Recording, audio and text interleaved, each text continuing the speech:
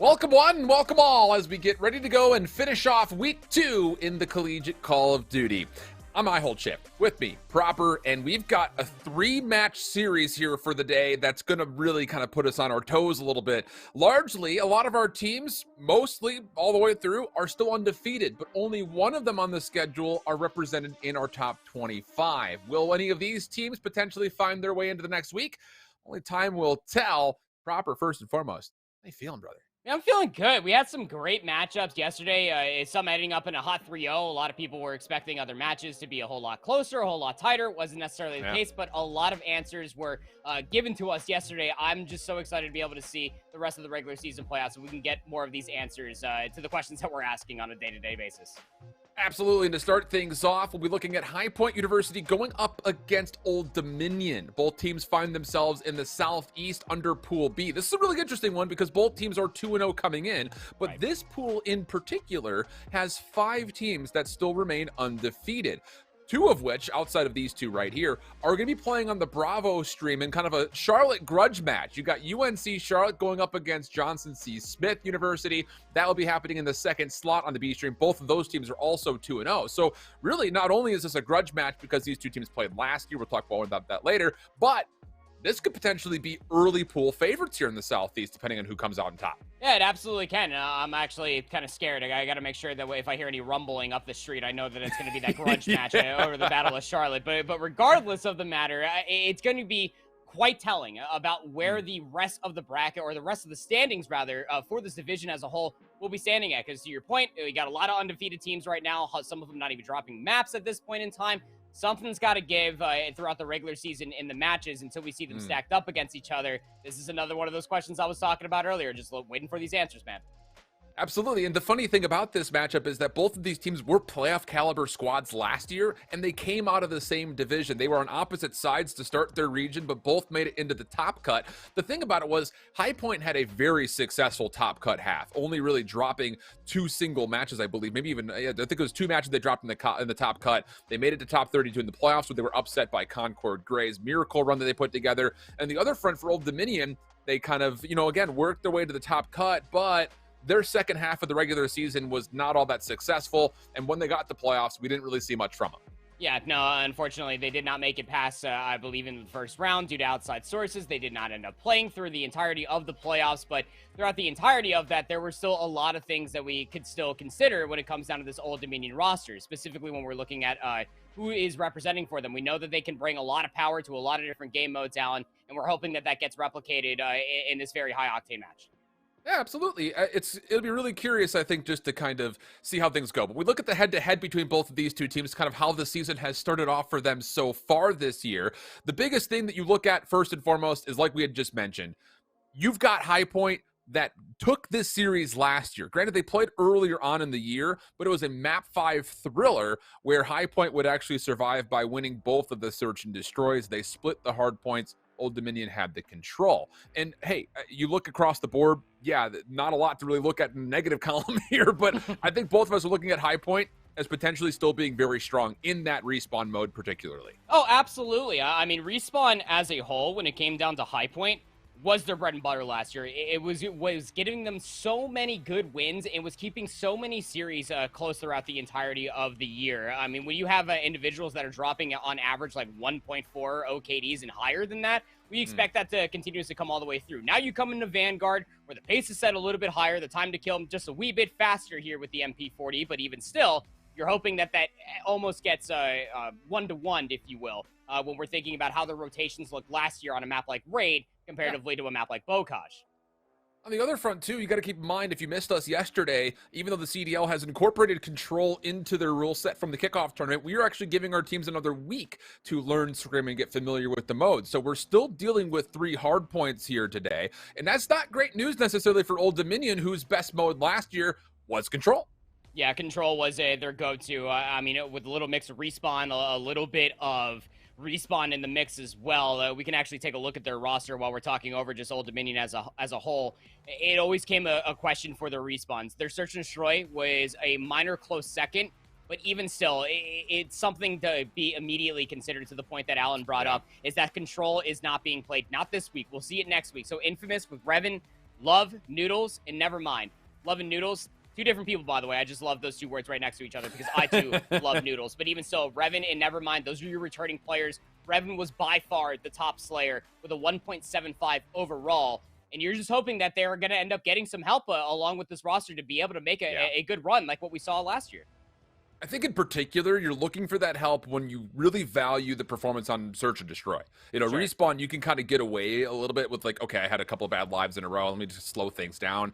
You give away a couple of bad lives in Search and Destroy, you find yourself down 0-4. So, that's where I'm kind of really looking at this team in particular is can they kind of get themselves really the chemistry starting to brew to bring that Search and Destroy to a new level. Because as we take a look over what we've got on the opposite side for High Point, we've already talked about their Respawn dominance, but some of the kill-death ratios just overall from two of the players that are returning this year were terrifying. Free and Sexton in particular, you're going to see show up. They had a 1.5 and a 1.4 respectively, and a lot of that impact did come on maps modes like Hardpoint. Yeah, absolutely, and it goes back to the point that I was talking about. It's even past the slaying part of the time. You're going to hear Alan and I always talk about the influential kills. It's not always about finding all of the kills, but it's about finding the right kills, and that's what was going so right for High Point throughout the entirety of CCL 2021, is that not only were they finding slays throughout the entirety of Hardpoints, getting a lot of objective score, but they were finding rotationary kills, getting them in for the initial time within the Hardpoint as well. And that's what we're expecting to see from Free and Sexton. Now, you'll notice that Devilish is also here. They played on High Point's little sister team last year, and they actually made a little bit of a showing, I believe, at the end of the season last year. Devilish only played about a total of 9 maps, but the biggest periscope of them all, we're looking at Brewing. That's the new guy on the block for this High Point Esports roster. What do they got to bring to the table? This is going to be quite telling, Alan. Yeah, I'm very curious, and I think a lot of people will be, because this is a team that all the way throughout last year, there were conversations with them continuing to win, beating good teams like Liberty Red. What do they need to do to be in the top 25? And I know their social media manager out there is also thinking the same thing because they tweeted about it when we announced our Week 2 rankings. So let's take a look at this series overall to see what exactly we have in front of us for this potential best of 5. Like we mentioned, it went 5 last time, and I think all of us are selfishly kind of hoping that it does the same here. But we're going to get at least Bakaj and a double dose of Tuscan to kick things off. And we'll kind of hit these kind of frame-up victory points, because for Old Dominion, without control, you got to find a win on 1, if not 2 of these opening 3 maps, you feel like. And you really feel like it's not going to be on that Bocage. Again, for a very slay-heavy team that is High Point, they're going to potentially outpace them. We also know, especially coming from the CDL kickoff, and if you were watching Challengers a lot as well, overall slays doesn't always mean everything, but it's finding, again, those right influential kills to make sure that you're getting some very crucial time. And that could really set you apart from a lot of these 2 different teams. I don't necessarily see that happening for ODU, not for these opening for the opening Hardpoint. But when you take a look at map at like Tuscan, and if we end up going to a map for a Berlin, that's when you can play a little bit more methodical, a little bit more selflessly, if you will, making sure that you're watching all the crosses, making sure that you're finding the influential kills to make sure that you're getting in for that ever so wanted opening 25 seconds and potentially the ending of the scrap time as well. Yeah, I like that call. You kind of framed it up, I think, beautifully just off that first point, talking about Bakaj and how mixy this could potentially be and what we would need to see recovery-wise from Old Dominion. But, on the other point, you've got this High Point team that, look, you want to be in the top 25 in all of our kind of Associated Press's eyes? Come out and prove that your Respawn is going to be dominant. And what a better place to do it than doing it right on Bakaj to start things off. I mean, look, it's just really funny because coming off of the CDL kickoff, I think a lot of people were really curious, what was this game going to look like competitively? Go figure, we had a Bakaj map one of the entire tournament, and I think everyone was here for it. You learned a lot about who was going to be kind of a top slayer, what teams could kind of mitigate that chaos best as possible. And if you're High Point, you want to be a top 25 team, in this caster's eyes, no better way to prove it than to do it on Bakaj. Yeah, I mean, let's be candid here. There's only so many maps to choose from once you finally get through the picks and pans. But what you normally end up with is either what I've ended up seeing, specifically even coming from the CDL kickoff, weeks 1 and 2 of CCL, Challengers as well. It's either a Bocage map 1 or a Gaba 2. That's basically what you're left with at the end of the day. And those 2 maps are very important, to your point, that if you want to be a top 25 team, want to be a top 10 team, want to be a top 5 team, want to be on that leaderboard that we tweet out every single week, it's got to be done on Bocage, because flexibility in a map like Vanguard means everything. I will continuously be on this hill, whether I'm alone or a lot of other analysts, much as myself, will sit there and say that this is a flex player's game. What can they look like with this SMG? What can they look like when they get on the bigger maps, when it comes down to rotations with the Automaton? Same could be said about the Search and Destroy with the sniper rifles in play. All of these different flexibility roles have to be at an all-time high if you want to be considered a top 25 team in the CCL. Hard agree. And hey, just to kind of throw it out there, I know we're kind of highlighting Bacage because it's about to happen on screen here for us, but Tuscan is also a mode combo with both the Search and the Hardpoint, where you have to see textbook Call of Duty come to play. And I'll say this much, I'll be completely candid. Week 1, I was floored by how good all of our teams were showcasing their understanding of just good fundamental Call of Duty. Because, you know, I remember like last year during Cold War when we were doing our early broadcaster meetings, I was like, look, these first weeks could be pretty rough. You've got a handful of players that are just coming, trying to just get their thumbs on a controller and just see if they can gun each other. And that was largely the majority of the opening of the season. This year has not been that. We've seen some really good efforts from pretty much every team we've had on stream so far, showcasing that they're looking to go out there and do the right things. That all said, easy segue. Time to prove that here if you're Old Dominion and High Point. This is the first time I believe that both of these teams have been on stream, and a key point in their season to do so with this early matchup in the Southeast Pool B, where you've got 5 teams still undefeated. Only maybe 3 will exit this second week still retaining that moniker. Bocage is a map, too, that plays like no other. You know, when we talk about Berlin, we talk about Tuscan, battling for the early 20, battling for 30 seconds at most at a time, you're happy with that. Comparatively to Bocage, you're happy with about 10 to 15 seconds because this map, to your point earlier, Alan, is so mix heavy that you're going to see trades, you're going to see pinstripe kill feeds like there's no tomorrow. So we're having a little bit of a lobby issue. We'll get into that first match slowly, or very, very close to be able to get that first map underway for you all. But even still, it gives us a lot more time to be able to frame up these two teams, Alan, because for a Bocage hardpoint, what a statement it would be in such a close and contested division that we have here as far as Southeast Pool B is considered, that if you can come out absolutely swinging, destroy one another, and come out on top of the convincing Bocage hardpoint, that's going to be a very quick ban for a lot of these other teams that, say, going into week number 3, they don't want to see what your triple or even quad SMG might look like.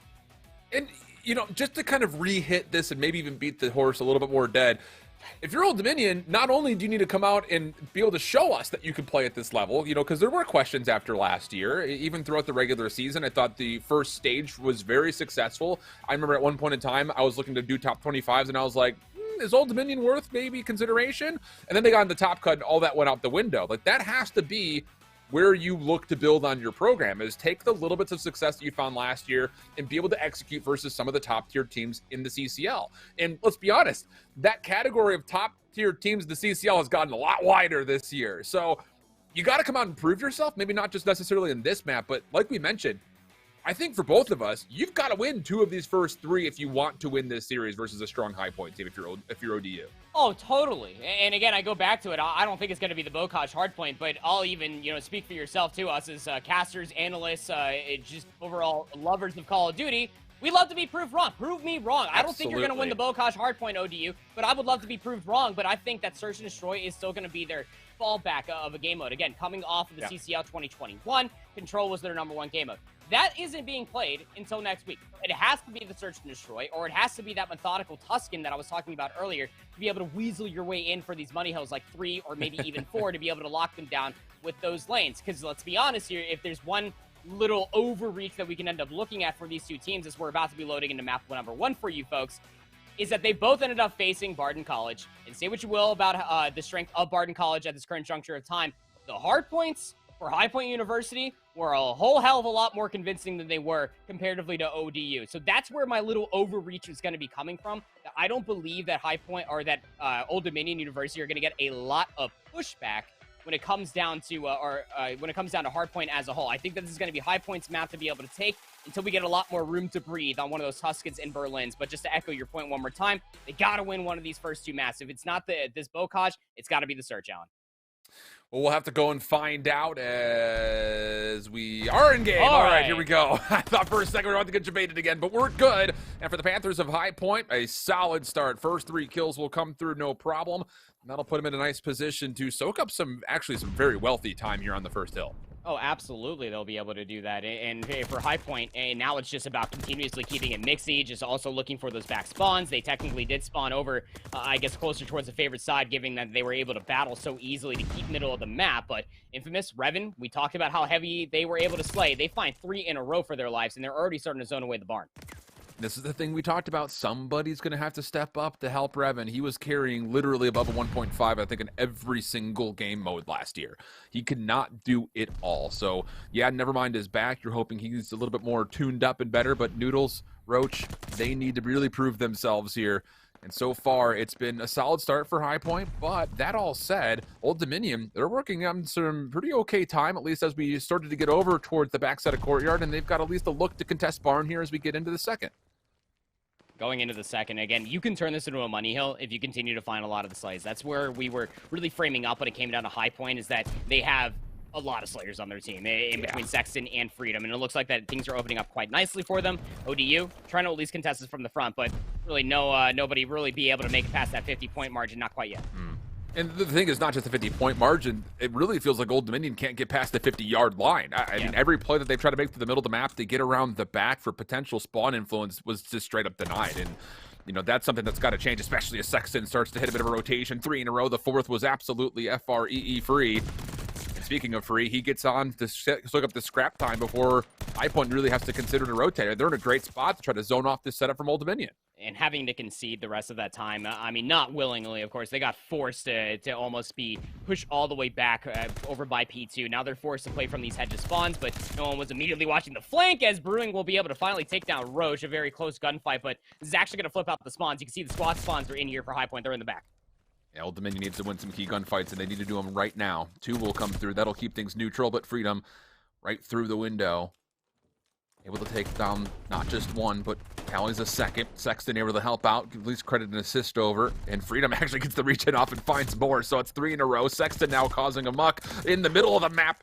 Oh boy, just going from kill to kill very quickly. And Old Dominion, well, they look a bit out of sorts here through 3.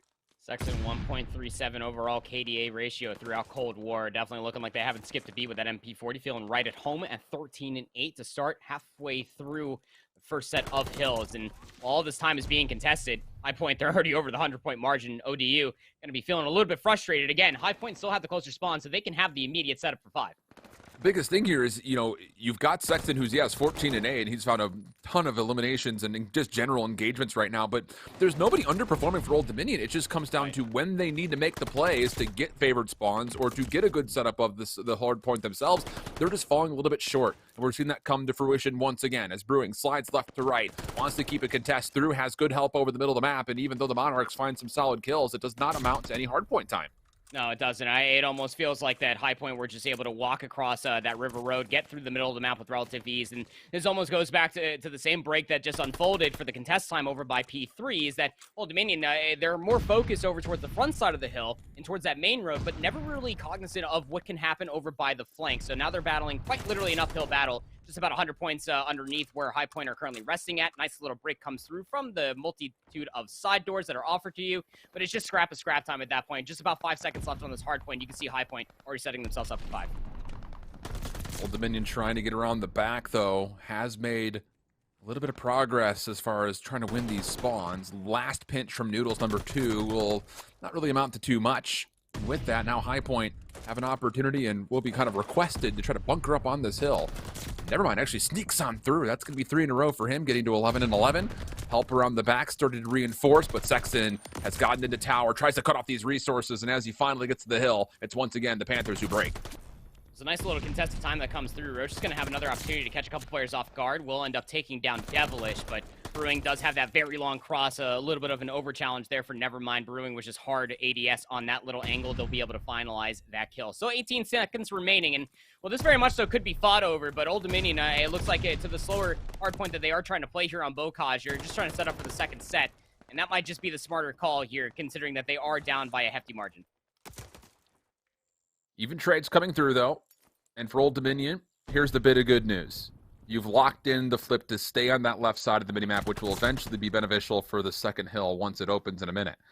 Biggest thing from here is, again, this is a lot of time where you've got to start making sure you're locking in solid gunfights. And just when we request them to do, Well, they provide. That's a nice clean feed again. Essentially a 6 for 2 coming out, and Old Dominion maybe just took a little bit for them to warm up. They do lose the spawns in the back, but they found some significant time here through the first 30 seconds on the first. Texan's going to call in the glide bomb, should be able to find Roach. Yeah, they will be able to take them down, but not a whole lot of space needs to be provided because, to your point, they already have those back 10 spawns, but there's still 25 seconds remaining on P1. Remember my point that I brought up before we hopped into Bocage. Scrap time is everything when it comes down to Bocage Hardpoint, and so long as Highpoint continue to concede this time, I mean, Old Dominion are going to continuously cut down the lead. Infamous Revan, my word, what a challenge to take down Devilish. Did take down a teammate in return, but though with all those kills that are ensuing for itself, it's going to almost force out all of Highpoint to spawn towards the south side, but Old Dominion not hot on the chase to be able to get those 10 spawns out. Yeah, just to get a little bit, in the nitty-gritty of the analysis here, the thing about it is Revan makes an incredible play, but you have to know that you're not spawning in the back there. Everybody else has to start hitting routes to try to recontest those spawns. It just never happens. So, yeah, Highpoint, they kind of live through what was a very successful hardpoint for Old Dominion, but the Monarchs lose spawns, and now all of a sudden we kind of see the same thing we did last time. What can Old Dominion do to actually successfully find a break of this hill? Yeah, historically was not a good one. The first set of hills, was it, for ODU? It was about a full 60 for the Panthers when it came down towards P2, but a little bit of engagements coming through. This is going to force Highpoint to spawn all the way out, but Brewing's in that godlike position to continuously rip people off. Nice shots did happen off screen from Revan with an MP40, no less. Finally in the back, soaking up some of that scrap time, but Highpoint just 7 seconds away from getting over the 200-point margin. And this is another one of those moments where, with 15 seconds and under, you want to start seeing a blue arrow make a long route, maybe on an OE, try to get through tower, try to make a play through water wheel, something, try to get around the back. It's outside of just cutting right through the middle of the map. And we just have not seen that between the second, third, and fourth hills, at least not as of yet. And that's not good news because there's not a lot of map to play here as Highpoint exceed the 200-point threshold. Back to about a 100-point gap. Nade's starting to come through the hit, trying to develop, but does get read out by Sexton. Not going to matter too much, though, as Old Dominion can still pursue this hard point, and as they do, the kills come with it, allowing them a chance to break. And from the front, no less. So now, quite literally, the shoe is on the other foot as Revan does find kill number 27. They're on a 4. Won't be able to find that glide bomb for that 5th kill, and Highpoint coming in from the hedges completely nullify the point that I was going to bring up previously, that you can get spawn trapped. That's what happened to ODU this, the last time that we were here on P3. And they're still trying to end up zoning away Highpoint. Again, breaking from the front. 10 seconds are going to be good time for Old Dominion to soak up here, considering that it's just 25 seconds before Highpoint Esports close out the first map. And they lost Brewing. That's the other big thing. As the next hard point's about to open, look at number 7 in white. He's already all the way around the back. Noodles is trying to get around and maybe contest these spawns, but I don't think he realized that all the Panthers are already waiting for this hard point to open. So as it does, it's our team in white who jumps on. Kills start to favor that of Highpoint. And for Old Dominion, it's the last chance saloon. One more attempt to try to break, and then beyond that, you've got to hold perfectly from here until the end of the game if you want to win it, and it just does not look like that's really going to happen. But crazier things have happened, so we don't want to call it dead yet. As the shots start to come through, Revan holding on to his life, Devilish trying to win this last gunfight, but can't really find it, and actually allows a chance for the Monarchs to recontest. And as they do, the gunfights are starting to favor our team in blue as they find a way to break. Yeah, but to play perfect hardpoint on Bocage, Allen, that's almost very unheard of and very difficult to do. Keep in mind you to be able to continuously find all of these plays. I mean, you have to find 8 kills in succession for itself, and Highpoint, now they're going to go for the recontest. They only need 9 seconds to close it out. We'll see a rotation going over towards 5, and so long as, well, ODU can find some rotationary kills in the middle of the map, they can get it set up for 5 and really start to mount this comeback. The thing is that even the 2 players here, number 3 and 4, Roach and Nevermind, never really looked down that mid-alley. So they don't really know where exactly Highpoint are coming from. And as, well, now they realize the faults of their mistakes. It's Highpoint who would just be able to get maybe a couple more seconds in. So the streak should allow them to jump back, and that will be the case. It's Highpoint striking first here in the first map, 250-144. Just a little bit outpacing, Alan, for Highpoint. I say a little. It was a lot of outpacing, let's be honest. Yeah. I mean, it was just call a spade a spade. Yeah, yeah. You know, I'm just gonna call it for what it is here. I'm not gonna beat around the bush. And honestly speaking, I mean, Highpoint, they show us exactly what we were expecting to be a very strong hardpoint team. 40 and 24 for Sexton, 27 untraded kills. 10 of those kills were all within the hardpoint. Objective kills mean just about everything when it comes down to Bocage hardpoint. Again, it's very hard to string together a couple hills. 3 to 4, not exactly the longest rotation in the world, but still very hard to sequence those 2 hills together. Regardless of the matter, when you're looking at the discrepancy in between these 2 teams, we brought up the point that there wasn't that big of a discrepancy between the overall slays going in towards the second set of hard points.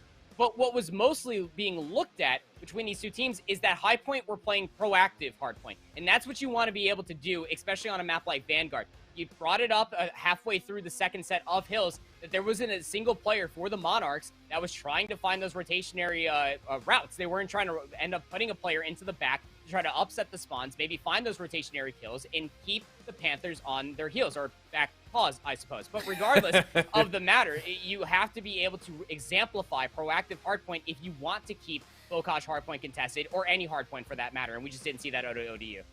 And that, you figure, again, this is week 2. There's a 12-week season. We got a long way to go. Those are things that will come with awareness. This is not an instance where I look at Old Dominion and say they played one-dimensional hardpoint. Like, they were trying to make the right plays happen at times. I think it was just like, as they started to make rotational hits, they were kind of like not checking mid-map. Like, they weren't checking their crosses. They weren't checking their pinches. It was just like, we know we need to get here, so let's just go there. But the steps along the way to make sure that that stays safe and not contested, I think we're largely missing. So, I mean, some things left to be desired, but I think we can at least take away some positives here for the Monarchs, and the fact that they weren't terribly getting outslayed, like you mentioned just a moment ago. Right. And you had a great performance come out once again from Revan. So, hey, some of the keys that we wanted to look forward to for, what we got, we can kind of say that there's some fulfillment there. The big thing now is actually showcasing that when it matters most, because Tusken Search and Destroy, it's a lot of corners. There's a lot of responsibility for whoever defensively wants to go B, because usually it's just one player to make that whole defensive side of the map to like stay locked down. So I'm really curious to see, Old Dominion can show that they can gun with high point, but can you do it when it's a 1v1 at range when you only have one life? That's the real big question for me. In their 2 rounds that they've already played, beating Clemson and Barden, their hard points were a lot more competitive comparatively to the Search and Destroy. Beating Clemson 6-1 on Search, beating Barden 6-2 on their Search and Destroy as well. Hard points, again, were a little bit more contested. Overall wins, sure, but this goes back to my point earlier, is that at least to what we have offered to us as far as stats are concerned, Old Dominion University are at least suggesting, to me personally, looking at the numbers, me being a numbers guy altogether, is that their Search and Destroy definitely seems to be a fallback. Control was their go-to last season during Cold War. Search and Destroy right now has to be their go-to, because the overall framework that we were talking about is that it has to be one of these first 2 maps. One of these first 3 maps obviously have to be won by Old Dominion, or it's going to be a hot 3-0 regardless. But you would have to consider that the Tusken Search and Destroy would almost be do or die, because you don't want to be going down 0-2 versus this high point roster, especially knowing that a hard point will be map number 3. Really, I think the easiest way for us to say this is that if Old Dominion wins the series, it's because they win both searches, right? Yeah. Okay. They got to get there first, but yeah, totally. If they end up winning it and it goes to a map 5, it's going to 100% be off the back end of the Search and Destroy. All right. Well, that's a lot to frame up, but, again, curiosity does kill the cat in certain countries and regions, but in here, trying to kill this Panther is going to be difficult to do. You knew I was going there, didn't you? You saw that coming a mile away. Yeah. The thing is, for High Point, as much as we want to try to sit there and say that, their hard point is likely going to be their best mode, it's even hard to look back to what this team largely did last year and say that they were even bad in Search, because they weren't. They were pretty good everywhere, which is why, they were top 25 consideration when we got to the end of the year. The biggest thing, I think, if you're trying to, we're framing up a lot from the Monarchs POV here, but for High Point, is it one of those things that you need to see a 3-0 right here for them to be in top 25 consideration? I would say absolutely. Going back to the overall framework that we were talking about, from social media standpoints, to be able to be considered a top 25 team, 3-0 here, and considering yourself to be one of the undefeated teams within the entirety of Pool B here in the Southeast region, Alan, you would hope that a 3-0 versus another team that is undefeated currently, I guess finally having a stain on that, losing their first map, would definitely be the step in the right direction. All right, there's the frame up. It's the Monarchs on offense first. Quick hit over towards A. 3-1 defensive split here for High Point. Lot of it sitting over the middle of the map. And it looks like the nade spam will delay Roach from immediately contesting for a plant. But no point of contact with any of the weapons, and as Roach starts to realize that a lot of the utility has dissipated, it's time for him to plant. He will successfully get this off. And I love that little bit of hesitation. Again, we've seen a lot of teams throw out late nades to stop that player over at A, and I think I just heard a little sniper zoom across the map brewing. Gonna rip the head off of Noodles clean off. Oh, look at the retake coming out from High Point. They're trying to contest the backside, but no one has cleared top broken. So never mind who finds himself behind this play. A lot to do, but he may catch a couple of Panthers off guard, but he's got to go and got to go quickly. Devilish will be the first one to fall. Now, it's on to, can he actually get to the bomb itself? The answer, no. Brewing already had stuck it, and even if there were kills, I don't believe he would have gotten there in time to deny the defusal.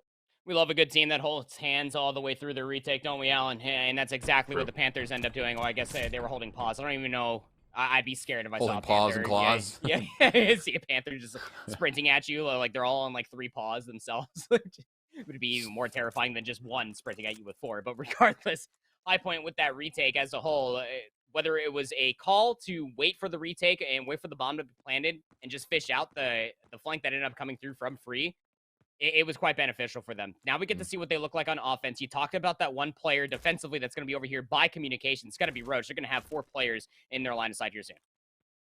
He's heard this, you have to feel like, because they broke every single door, but doesn't make a difference. He didn't fall back. That's the peculiar thing about it. Trying to play top arches. Well, you don't have anyone watching your back there, brother, and you realize that very quickly. Never mind, now in the corner. My goodness, what sensitivity is that there, friend? Gets gunned. Completely unawares, and Noodles now the last hope. Once again, 1v4. Hasn't been really a lot of action for the Old Dominion gunfights yet. It's all been off of whoever's left to clutch, and this time as he tries to make his way backside tank, he will be met very quickly around the corner. Too many nooks and crannies when you're trying to retake a site in a 1v4. God knows what angles are going to be look like. You've got the Godheady that's right behind Freedom when it comes down to this column area of Tuscan. Would have been your immediate go-to. You got all the trucks where the defensive team spawns in. I could talk for hours about the different angles and corners that players could be isolated in, but it comes off to the information trade. We talk about this constantly in Search and Destroy, even off of a simple sound cue of hearing that door bust wide open. You're only going to do that as an offensive team if you're going to have some help right behind you. Old Dominion only finding 1 kill through 2 rounds so far. They're going to go back for this 3-1 little split, but again, not a whole lot of presence towards the middle of the map, and you can see what that means. Devilish is already pushed up. They already have an angle looking at the bomb itself, and Brewing finds first blood. Long-range shots to take down Noodles. That's just all this whole setup is just to try to get Devilish forward. And it works out beautifully. He takes some shots to stop the plant. Brewing is able to slide his attention over. Reaps the reward of 2 separate eliminations. Never mind caught backside stairs. Nothing he can do from there. And it's down to Revan. 1v3. Already collecting the first. But also needs to collect the objective. And as he comes around the back, the pistol shots are clean. But you bring a pistol to an automatic weapon fight, you typically do not win it. And that will hold true here as High Point goes up 3-0. I guess it depends on who's holding that pistol, but what we saw from it's not Simp. Yeah, it's not Simp, it's not Draza, right? So I think we're okay. But even still, you know, that's just one of the many things that we need to see. You know, when we're talking about fundamentals of Search and Destroy, mid-map adaptations, being able to read your enemy's tendencies. This is what needs to start coming through for Old Dominion, but some might argue that it might be just a little bit too late because resources are already being accrued for High Point. You can see from Freedom's perspective, already have that glide bomb. And they already have a lot of middle of the map presence. Old Dominion are giving a lot of respect to the Panthers right now. Hey, here we go, though. The Monarchs finally able to get a first blood engagement. That looks good. Ooh. Everything so far between at least the kills that they've been able to tally, outside of those recent 2, everything has come in a 1v at least 3 situation. So this already much better for the Monarchs. Subtle adjustments really starting to pan out. Sexton still keeps this alive. A 1v3 on his shoulders.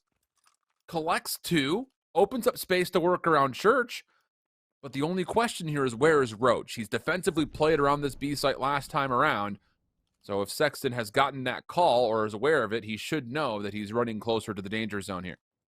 And the last known information for Sexton was that he was over by the monument, so that's going to be the immediate call. You can see Roach just like a hawk here in top nest just watching that.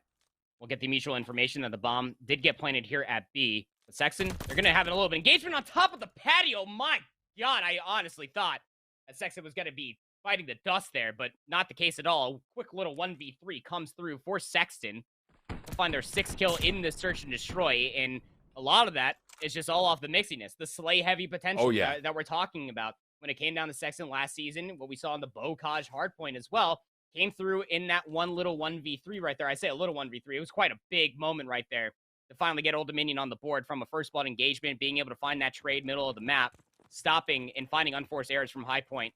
High Point, they just collect themselves and they come back. Yeah, man, that's got to be so frustrating from a number of reasons. And you get the first blood engagement super favorably. ARs are really starting to wake up here for the Monarchs, but the problem is you don't capitalize on what should have been a very easy win, let's be candid. So now you're down 0-4, must-win rounds for here in the 5th, and you have to feel like again in the 6th. You got a 3v3. Bomb has been relinquished mid-map, and you've got a Panther and Devilish who's already very far forward to cut off this entire mid-play. And the first blood was on a Roach, so the bombs dropped in the middle of the map, and Old Dominion, I mean, they're just trying to get themselves back together, but again, another unforced error. They knew that Devilish was going to be coming in the middle of the map. They shut down that push inside of Vines, but Freedom's now trying to make a play in the middle of the map. They will take down Nevermind. 1v2, it's a high risk to be able to try to continuously push, knowing where the last two players are located at. In Old Dominion, they collect themselves. Again, stopping Devilish in the middle of the map. That's got to be step one. Was able to find Roach. They dropped the bomb, did ODU, losing Roach in the middle of the map.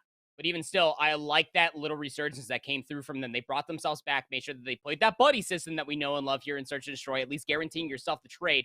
And Noodles goes big, finding themselves 4 in a row for that round, the entire ace. Now they're going to be having the look at for some potential streaks if they can find first blood here. Would be crucial if Noodles could pick this up. Not going to get the chance. But once again, high point. Rinse, wash, repeat. This time, though, a bit of passive play. I was about to say Roach is kind of caught in the middle of no man's land, and look how fast the Monarchs have to rotate. And they're doing it all from the same location. The only thing about this is they do not have to contest against that very forward heady position. Freedom, as the bomb is planted, tosses a stun to delay the inevitable retake, and Old Dominion need to figure out what they want to do right now. Off the sun check, they know he's there, but the immediate callback to the hard point, are they watching their flanks? Noodles absolutely is. That's kill number 5. Glide bomb has been achieved. Problem is Sexton's also in this position. We've seen what he's done in 1v3s before, but not this time. Nevermind able to shut down, but it's a 1v3 of his own. Not a lot of time to make this happen. He's going to get contested back ramp. Oh boy. Man, it's one of those moments where I just feel like for Old Dominion, you get gifted a kill in this back archway behind Church, and it's just, what do you do then? Like, that was a free kill for you. It just felt like everyone was just staying too statuesque. Yeah, it's one of those things, especially in Call of Duty, comparatively to, say, like the pace of play, to even where we were in Modern Warfare 2019, Cold War last year, here in Vanguard. You have to make very split decision calls off of every single kill. You don't have time to be able to communicate very at a lengthy time, especially when the bomb is planted, to decide what each kill means. Here comes ODU, though. Middle of the map again. This time, Devilish respecting the middle of the map. Doesn't come flying all the way through. It's Revan that tries to make the play inside of Church. Throws a couple shots out to Devilish. They will concede the space for now. Glide bomb called. Good information, and it collects the kill. Oh, boy. Do or die time now for Old Dominion in a 3v4. Freedom's taking away the rotation, potentially through spawn to B, and in the same breath, it's Devilish who finds another kill mid-map. Noodles fighting back. Does he watch this flank correctly? He does. Pushes back Freedom, but the unfortunate part was he was not able to actually finish the kill. So now 2v3, and the situation no better for Old Dominion than it was a moment ago when it was a 3v4. Devilish is on the tap wall. Heady, Roach. Opening shots are decent, but they lock themselves down to 19 HP, and that's all the information High Point need to collapse on this play. Yeah, they're trapped. I mean, to be fair, the full roto all the way back around the defensive spawn to B is open, but there's Brewing. Now that he's got help, he's going to go check to make sure. That's Devilish easy. Right around the corner. The streak is being phoned in.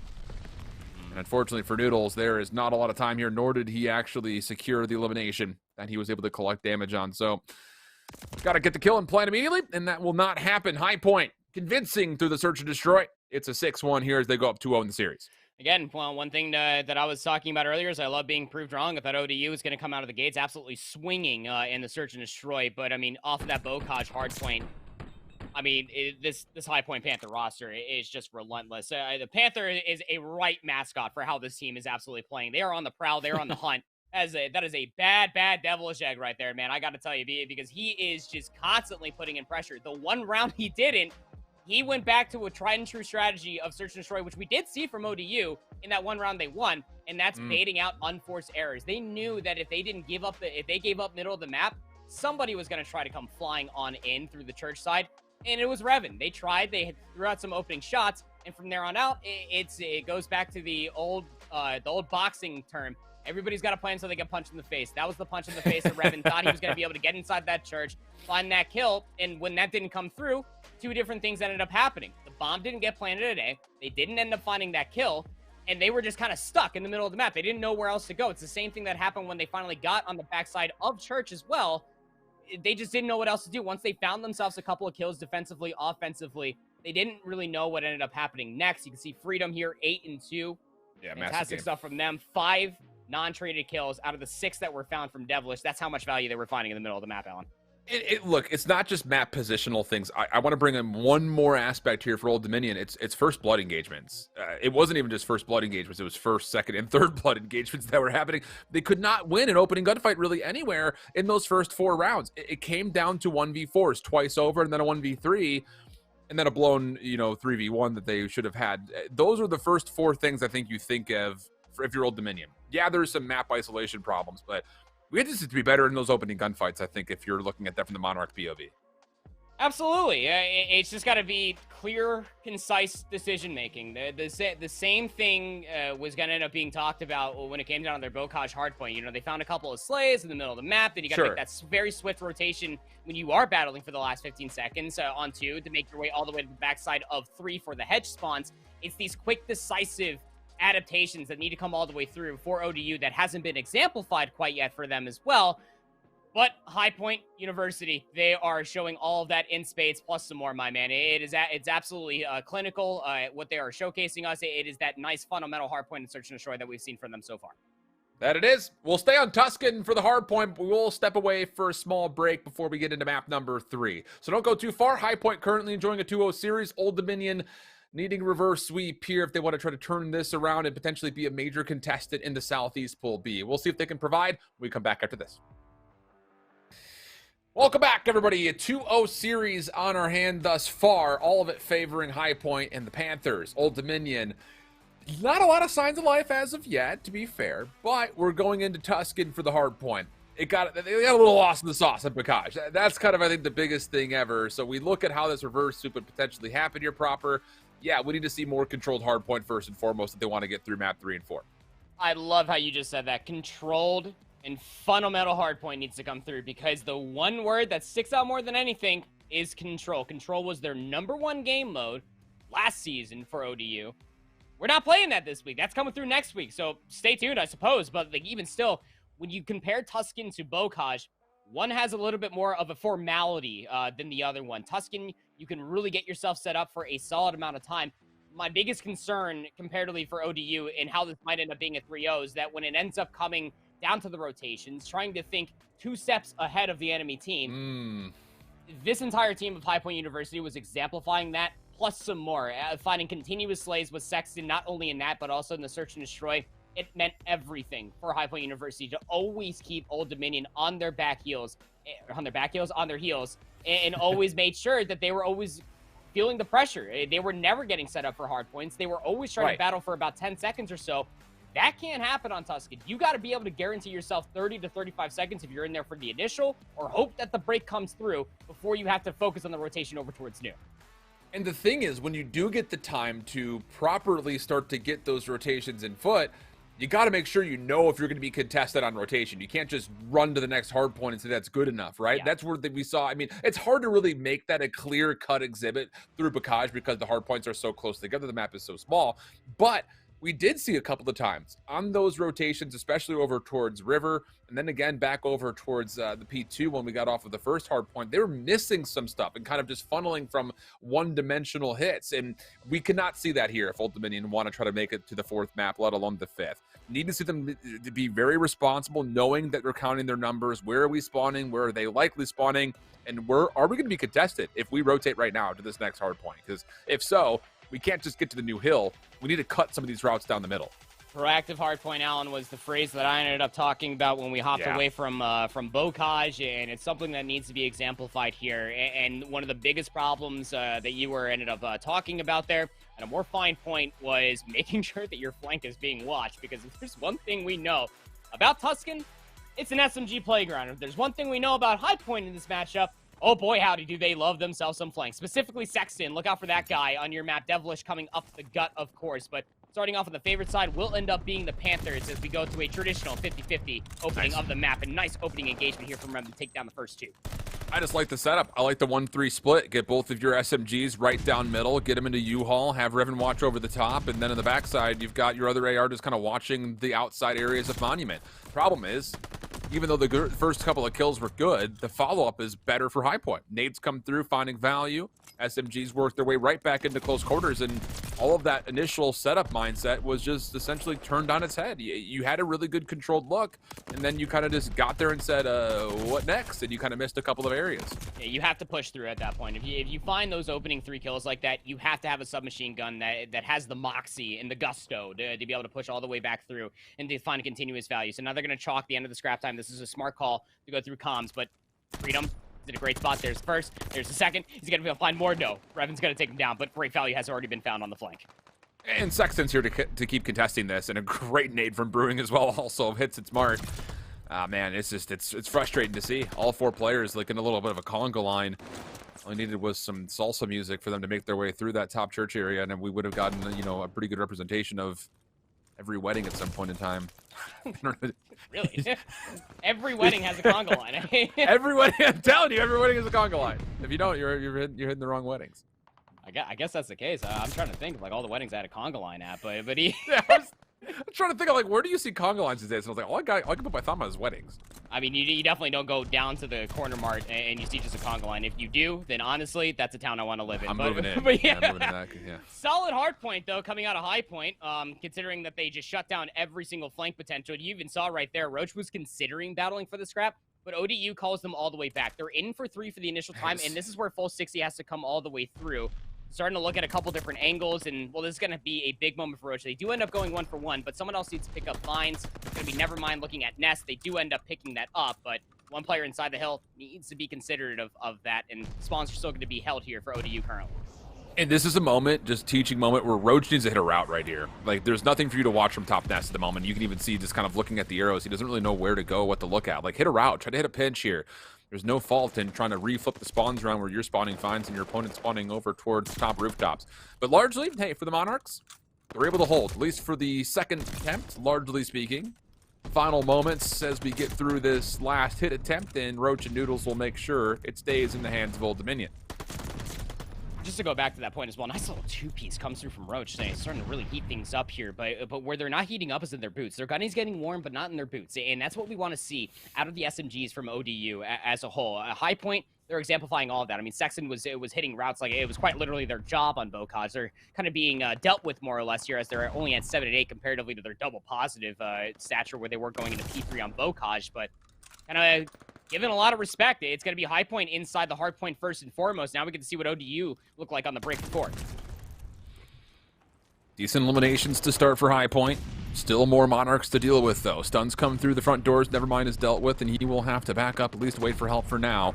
Problem is, help does not get there. Nice zoning of the point here from the Panthers. Nevermind still trying to keep the door open, and oh, he's burst right through. 2 straight kills. Now going prone, gets the reload, plus a bit of the regen, and that's 3 in a row for Nevermind, allowing Old Dominion to break back through and keep this game tight. Yeah, and that's the main focal point. They're keeping it tight, Alan. It's just within about 23 seconds between one another, and you can see what that means for High Point. Again, down to that scrap time, about like a 15, 20-second margin. You want to start looking at that rotation. It's Revan here with the sub. They're trying to get Mixie. Didn't see the one inside the doorway, but Freedom's going to surface themselves inside of communications. So we'll find that elimination. Again, going over towards P5 is another very difficult hard point to break, but Roach able to finally, again, heat things up here. 10 and 9 for the kid. He'll get dealt with down low inside of comms. High Point still in for the initial time. And you had to give a lot of credit to the nades that were coming through for Old Dominion. It flushed 2 of those Panthers out the windows because they had nowhere else to go. So, you know, nice energy coming through from the full 4-man squad. But now it's down to, can you actually clean up the kills to get on this hard point, because you just don't want to let this time go over for free. Kills do come through. 1 more Panther to find. It's Brewing in a corner. He's actually just going to be allowed to live. I'm a bit surprised that this hit from Noodles didn't come through. He was still kind of playing a bit passive, and as he does, it's Freedom for 2 from the staircase. Trades will come out, and with that, the Monarchs will, at least for now, win the majority of the scrap time. Yeah, they should be conceding the scrap time or High Point, and that's going to be the case. You can see all the white arrows on the mini-map. The one player that was trying to make a play was going to be Devilish. 13 and 9 for them, 11 and 7 for Brewing. Off of their nades have been absolutely sublime so far in this Tuscan hard point. Just about a 20-point lead or so going in towards the second set of hill is definitely a better look than what we had on Bocage, and that's what we were expecting out of ODU, coming into a more methodical, a lot more of a smarter pace of a hard point comparatively to Bocage. They're playing it well, but again, we want to see consistency going forward. Find some kills, make a route, but how are you going to make a route when Sexton just guns you with an auto? Look at the route that they tried to take. It was that same off-the-rip setup that they had from minute 0. They tried to send all their SMGs through mid. They don't have any ARs watching over the top, so the Panthers are just kind of rooted in and are very comfortable. They're making themselves at home here on Monument. And, well, outside of Roach throwing some consideration for the Panthers to watch their back, there really hasn't been even an instance where Old Dominion have tried to contest. Roach eventually now making this play come through. Not going to be able to tally the doubles. Devilish stays alive. Revan looking to chase for the trade, and he will succeed in doing just that. 10 seconds of scrap will go the way of the Monarchs. And you're okay with that loss of a gunfight if you are High Point. Again, they have the favorite spawns where they did start the entire map. That's over by the column, and Roach is playing very, very proactive right now. They're already past the P5 area. They're trying to end up coordinating this pinch with their teammates, but on the opposite side, it's not coming up too kindly as Sexton will shut down the pinch play potential, as High Point, again, will be in for initial. It's, again, you look over the KDs really quickly. I mean, yeah, Noodles is having a little bit of a tough time, but outside of him, you wouldn't look at that and say, oh, they're down by nearly 100 points again. But then you look at the objective time that's been tallied. You've got 2 minutes and 48 seconds or so tallied between 2 players on High Point. No one's even close to 60 seconds on Old Dominion yet. It's that same efficiency that you kept mentioning during Bocage. Are these kills happening in and around the hard point? Are they being traded? The answer largely has been no. Now, I will say, they're doing a nice job here trying to contest the rotation through Church, which will allow Revan a chance to just soak up free time in the hard point, but that's where the difference maker, at least so far throughout these hills we've had, have really kind of, reared its head and showed itself. Oh, absolutely. And now we go over towards P3, which through the first set of hills was actually quite good for ODU, and Revan was able to soak up the last little bit of that scrap time. But the problem is, Devilish has already snuck all the way through. They're back on this patio. Pickup. Revan's going to come back through, and that was a fantastic pickup. Again, holding on towards P3 right now. You got Revan. They're on 5 in a row, so that's going to be a glide bomb in the back pockets for ODU to play with. And they're shutting down every single push that's coming through from High Point. This has been the most convincing kill feed in. What? Oh, get your clays ready in chat. Devilish just went off the edge. I didn't even know you could get off the map there. Yep. Oh, no. Tragedy has struck around the fountain. Sexton looking to recover, denied. And all of a sudden, the Monarchs have turned scrap into what looks to be a pretty confident at least 45 seconds here, if not another full 60 on the fountain. There's the final kill from Noodles. We talked about how he was the only one kind of lacking. He said, bet, I hear you. Here's 7 in a row. Fully streaked, and we're gonna have a lead swap for the first time. The Monarchs are up. Yeah, for a lead swap the entire series, Alan. How about that one? Again, they got really handed to in that Bocage hardpoint, search and destroy 6-1, but here on the Tuscan, where they're able to play methodical, they're able to coordinate these pinches. This is the ODU roster we wanted to see. Revan's in the back is able to find one, but you gotta be aware of the player up top. That's Devilish. Probably very frustrated and somewhat annoyed that they ended up just yeeting themselves off the map over by P3. P4 was where High Point really started to build their lead in the first set of hard points. Now with 35 seconds left to play, you gotta expect ODU to try to hit this one more time. Well, it's all coming from the front. Again, cue up the salsa music. Conga line starts to run through, and Devilish says, thank you very much. There's no Chiquita for these bananas. And now looking for 5. Good help for Brewing up top. One more player to deal with from the front. And look at this spawn right now from Old Dominion. Worst potential position you could be. Sure, you're going to contest some of the scrap time, but they are going to be so late to this rotation. Yeah, and that's the dagger, right? Is that when you finally break in for scrap time here at 4, you're going to be able to keep this game within about, like, what, about 20 seconds or so? But the rotation over towards 5 has to be a big one. Noodles is trying to find rotationary kills. The communications hardpoint has now opened. It's going to be a great stun. The nade as well also just pegs one player right in the chest. Noodles trying to confirm the kill, and, well, that's a bad moment and a half right there. You have him stunned. You got a nade at his feet. You get smoked. Not good news for Devilish. Couple of lives back-to-back nearly, but still, Old Dominion. Numbers continue to work their way forward, and these are solid kills. Last player is Devilish, and he actually wants to contest this. You got to play for the trade here. How is nobody sliding to contest Devilish? Finally, they get the elimination, but Nevermind is now going to be weak for this next gunfight, and here it comes. High Point on the way in. Kills not quite good enough.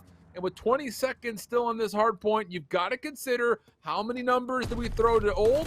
How many do we want to send to make sure we win this rotation to New? I think that was a strafing run that actually ended up called in there for Noodles. That actually bought them a lot of space here, Alan. And it's going to be able to confirm the scrap time as well. Here comes Revan's glide bomb. going to be able to give them a lot of information. Going over towards 1, this is actually great rotationary kills. Roach off screen does find Sexton. There's more pressure coming through from you, and Nevermind's going to be here to pick it up. Oh, Freedom drops him through the floor. Now it's Noodle's fly bomb, again, to find in more information, but there's no teammates to pick up off of it.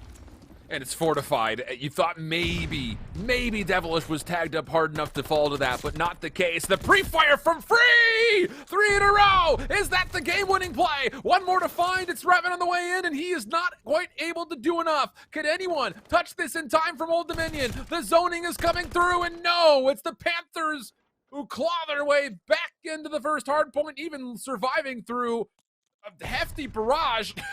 And that will be enough for them to secure a 3-0. You only lost by 3. I mean, look, I know it was a 3-0, but you only lost that Tuscan hardpoint by 3 points. And honestly speaking, that to me, it's the little W's in life, Alan. It's the little itty-bitty W's that you got to look at for Old Dominion, that they were able to resurge themselves, if you will. That first set of hardpoints was really starting to get out of hand. Once we reached that communications room, once we got to P5, and then we saw the rotation going over towards P1, I was like, all right, ODU's keeping this competitive. But then High Point again on P1, much like on the first set of hills, they resurge themselves, and they get about 30 seconds off of P1. Again, very unheard of here on Tuscan, but they make it look relatively easy. I thought that was going to be the final nail in the coffin, but it's those muddy hills coming through, being able to contest from scrap time. I talked about it at the top of the broadcast, hopping into this matchup here. Scrap time does mean everything in hardpoints, especially in Vanguard. Being able to battle after that scrap time kept it competitive, and being able to find said scrap time while also garnering them the rotation from 2 to 3 twice over was able to keep them really, really competitive in this map, and it's going to continuously funnel High Point into positions where they are now the conga line leaders, and they're the ones that are slowly working their way through these very narrow choke points. It just was the consistency factor that came through. The stats, they're not going to really tell the entire story. I mean, Freedom, they went off there at the end. Yeah, 17-27 as a whole, comparatively to Nevermind's 19-27, also went on a little bit of a streak as well. From top to bottom, there really wasn't that big of a discrepancy. 250-247 was the final hard point. It just came down to key rotations, winning the influential gunfights to get in for the initial time, winning the influential gunfights to shut down the flank. That's where High Point really stood out for me. Yeah, key moments, I would say, speaking to the positives of both teams, just to kind of reiterate essentially exactly what you just said. I kind of hate to sound like a, repeating record here, but High Point in the first rotation executed the same that we kind of saw them in Bacage. They were a step ahead. They were playing proactive hard point pretty much throughout. The only exception was that rotation to 2 to 3. And that's where you start to look on the other front and say, okay, Old Dominion, you've got yourself a really solid setup, a pretty decent read over what happens on Fountain, but that second time around, cleaning up the scrap time and winning rotation, I think you can learn a lot about what happened in that moment, particularly if you're a Monarch player moving forward. Because, yeah, you could sit there and say, cool, let's copy paste this every time we play Tuscan, but I'm not even talking about that. I'm talking about what the energy looked like. When did you split off so that Revenant could just soak up free scrap time? What routes did you hit to make sure that when you got the 3, you were safely able to get the 3 and lock down spawns? That was something that was largely missing all the way throughout Bacage, and unfortunately, the difference maker in this one was a lot of the part throughout that first rotation of hills that we saw here in Tuscan. And one consistency to look at it in between the 2 hard points, Alan, and even the search and destroy, it's Devilish. Devilish got 16 objective kills. Even though this was a photo finish, just 3 seconds in between the 2 teams to be able to close out map 3 and potentially pushing it to a 4th map, it's Devilish inside the hard point. I mean, they were getting hard point time, but with 16 objective kills on Tuscan, with an MP40 in the hands of Devilish, we saw what that meant for the first Bloods, untraded kills in the search and destroy. Right. It was an absurd amount. The same thing also got replicated as far as objective kills and objective time in Bocage. But even more so than that as well, it's the pressure that they were constantly leaning on throughout the entirety of this series for me out of High Point. If it wasn't Devilish, it was Sexton. Just always shutting down flanks, always looking for these routes, always trying to make sure that ODU were not comfortably set up for a multitude of angles. Now, they had to battle for that P3 setup 2 times over, and they got it. But outside of that, it just was a consistency factor for me, for High Point, that they had these very proactive submachine guns being able to create and hold that space. Indeed. Let's take a look back to recap over those 3 maps that we had there, and, we'll take a look at this, and I'll just ask this final question. Was this enough for High Point to merit its posturing on Twitter, saying that, hey, why are we not top 25 yet? Oh man, I hope I get blasted and added on Twitter for this. No, I don't think it is. Quite honestly, Me neither. I mean, for the Bokash hardpoint, you came out, you looked strong. The Tuscan Search and Destroy looked great, but how much was that honestly for High Point University looking good as much as it was for ODU playing a very passive game, Alan? And I would argue for the latter rather than the former that I would love to see what this High Point University roster looks like versus other top 25 teams versus the rest of the individuals that are inside this specific division that are still undefeated at this point in time. Yeah, so you've got UNC Charlotte, Johnson C. Smith. They play the second slot on the B stream. Those are two of the other teams that are currently still undefeated. But for this High Point Esports squad, on the docket to finish off their week, they'll be playing up against Liberty. Not quite the same strength of Liberty that we've seen in years previous, but definitely not a team you want to overlook. So that's what's coming forward for them. For this stream in particular, we head up to our Canadian duo for a Canadian matchup. It just seems like that's just where we're going to continue to put these guys. McMaster going up against Western. That's going to be coming up next. Both those two teams looking great in the Northeast. And again, another key matchup to see who could potentially use that win as a catalyst to exit out of this first stage in the top 3 of their pool. Send things to a break. We'll get the swap going in. We'll be setting things up to the bright, wintry north of Canada when we come back after this.